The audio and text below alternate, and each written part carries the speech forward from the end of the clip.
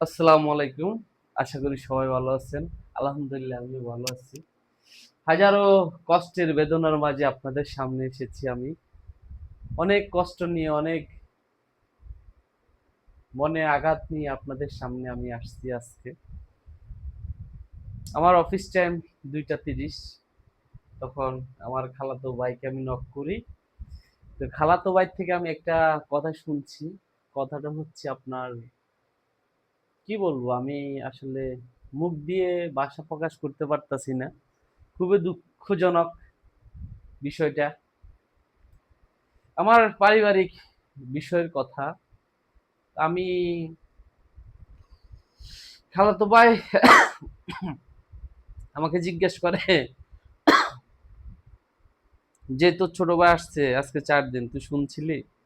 আমি বলি না, আমি তো শুনি নাই কারোর থেকে, ফার্স্ট তোর থেকে শুনছি। তো আমার বিশ্বাস হয় না আমার ভাই দেশে আসছে, আমি জানবো না, আমি যেহেতু ঢাকায় থাকি। নেক্সট আমি ওকে ওভারটেক করে আমি আমার এক শুভাকাঙ্ক্ষী ওনাকে ফোন দিয়েছি। উনি বলছে যে হ্যাঁ আসছে তো আজকে 4 দিন। আমি তো জানি না। রাতের আঁধারে এখন আরেক শুভাকাঙ্ক্ষীকে ফোন দিয়েছি। উনি আমাকে বলছে যে তুই ওকে যদি আমরা যদি কেউ যদি জানাই অনেক ভেজাল হবে, অনেক আমার আম্মা রিয়েক্ট করে কথা বলবে, এগুলো বলছিল। খুব কষ্ট লাগতেছে। দুপুর 2:30 বাজে যখন মেসেজটা শুনছি আমার দুই চোখের জল, দুই চোখের পানি কেমন গিয়েছে। আমার যাত্রী যারা ছিল 20 থেকে 25 জন যাত্রী ছিল আমার কাউন্টারে, যেহেতু আমি কাউন্টারে জব করি।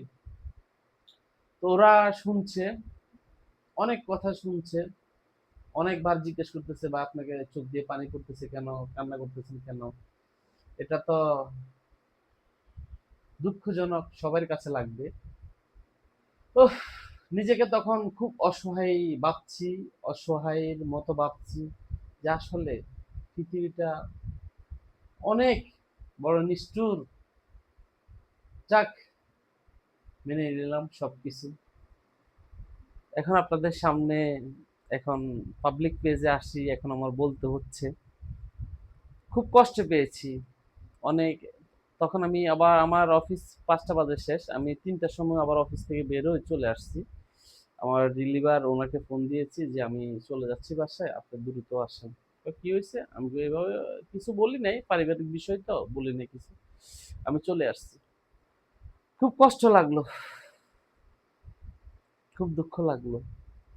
গতকাল রাতে আমাকে আগামী গতকাল আর কি, গতকাল কাকরাইল মোড় ওইখানে ইসলামী ব্যাংক হসপিটাল ওইখানে আমার এলাকার এক শুভাকাঙ্ক্ষী আসছিল। তা আমি ভাবছি যে আমার ছোট ভাই হয়তো একদম ছোটরা তামিম হয়তো দেশে গেছে। তো আমাকে বললো ভালো একটা আনছে, জাম গাছ কাটতেছে। তা আমি, ও তো ছোট ভাই, ও ঢাকাতে পড়াশোনা করে, ও গেছে। আসলে তো কোন ছোট ভাই আসছে তো এটা আমি জানি না। আহ, জীবন বড় নিষ্ঠুর, জীবন বড় কঠিন জীবন। অনেক খারাপ লাগছে আমার কাছে, অনেক খারাপ। ফ্যামিলির বড় ছেলে তো, ফ্যামিলির বড় ছেলেরা সবসময় বোকা হয়, বোকা স্বর্গে বাস করে ফ্যামিলির বড় ছেলেরা। দিন শেষে তারাই ফ্যামিলির কাছে অবহেলা, লাঞ্ছিত হয়। ধন্যবাদ। সবাই ভালো থাকবেন, আমার জন্য দোয়া করবেন। আসসালামু আলাইকুম।